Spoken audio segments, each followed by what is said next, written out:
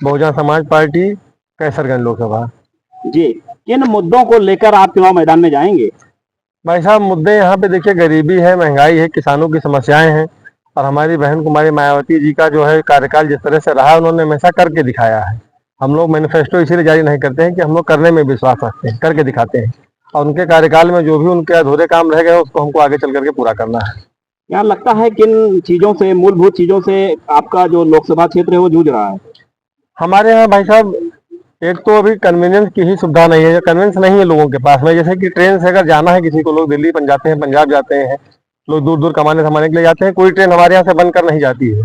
सब ट्रेनें लगभग बिहार से बन करके आती हैं, यहाँ पे एकदम भर करके आती हैं, लोग किसी तरह से एकदम जानवर की तरह ठस के जाते हैं। तो इसके लिए भी आवाज उठाना है। आप यहाँ भारतीय जनता पार्टी से सांसद हैं ब्रजभूषण शरण सिंह जी, उनके टिकट को लेकर चर्चाएं चल रही हैं। अगर वो दोबारा मैदान में फिर आते हैं तो आप उनका मुकाबला कैसे करेंगे? हम अपनी पार्टी के संबल पे, हमारे पार्टी के नेताओं ने जो हमको ताकत दिया है, उसके आधार पर हम अपनी बात को कहेंगे। हम अपनी लड़ाई लड़ेंगे, हमें नहीं मतलब है कि कौन हमारे सामने है, चाहे कोई भी हो। नहीं तो क्या लगता है जो टिकट में इतना देरी हुई है उसके पीछे की क्या वजह मानी जाए? वजह तो हमको नहीं समझ में आती है, कोई ठोस वजह तो नहीं है। नहीं, आने जगह आप लोग ने भी इतना देर में प्रत्याशी अपना दिया है। अब ऐसा है कि जैसे निर्वाचन आयोग ने इस बार इतना लंबी निर्वाचन प्रक्रिया ही कर दी कि सभी दलों को लगा कि अभी बहुत समय है।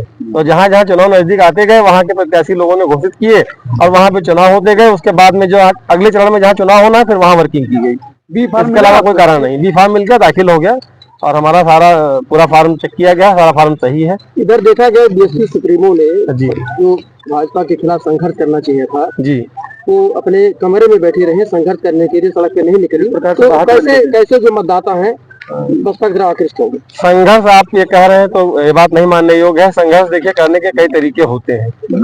हमेशा जैसे एक होता है कि एक मर्यादित संघर्ष होता है, एक होता है कि सड़क पर एकदम उतर के लाठी डंडे खाना, मारना पीटना, लोगों को बसें तोड़ना या पब्लिक प्रॉपर्टी को नुकसान पहुंचाना। वो हमारे यहाँ बसपा ने नहीं किया, अनुशासित रहे हम लोग। बाकी बराबर हर जुल्म के खिलाफ, हर अत्याचार के खिलाफ आवाज हमेशा उठाई गई, बोला गया। लेकिन यह है कि अब आपको भी पता है, आज आप लोग सब लोग प्रबुद्ध वर्ग से हैं, कोई कवरेज कहाँ देता है बताइए? विपक्ष को किसी ने कवरेज दिया है? हर जगह पर सारी शक्ति, सारे नियम हम ही लोगों के लिए लागू होते हैं। कल 10 मिनट पहले आने के बावजूद भी हमारा नामांकन पत्र जो है दाखिल नहीं करने दिया गया, वापस किया गया। तो ये अगर क्या भाजपा का कोई आता तो क्या वापस किया जाता? आपको लगता है वापस होता हो? भेदभाव कर रहा है, 100% कर रहा है। क्या माना जाए, बसपा का ग्राफ जो है लगातार इस प्रकार से गिरा है, हाँ, उसमें आप टक्कर दे पाएंगे? बसपा का ग्राफ देखिए, या किसी पार्टी का ग्राफ, किसी समय में कांग्रेस ने बहुत लंबे समय तक शासन किया, उसके बाद में गिरा। फिर 10 साल मनमोहन सिंह जी प्रधानमंत्री रहे, उसके बाद में ये तो चलता रहता है। आज हमारी पार्टी का ग्राफ बहुत तेजी से बढ़ रहा है, बहुत तेजी से मतदाता आकर्षित है। हमारा बेस वोट कभी हमसे नहीं खिसका, ये गर्व की बात है। राष्ट्रीय पार्टी का दर्जा हमारा हमेशा मेंटेन रहा। आज जितने लोगों को हमारे बाद में या हमारे पहले राष्ट्रीय पार्टी का दर्जा मिला था, उनका खत्म हो चुका है।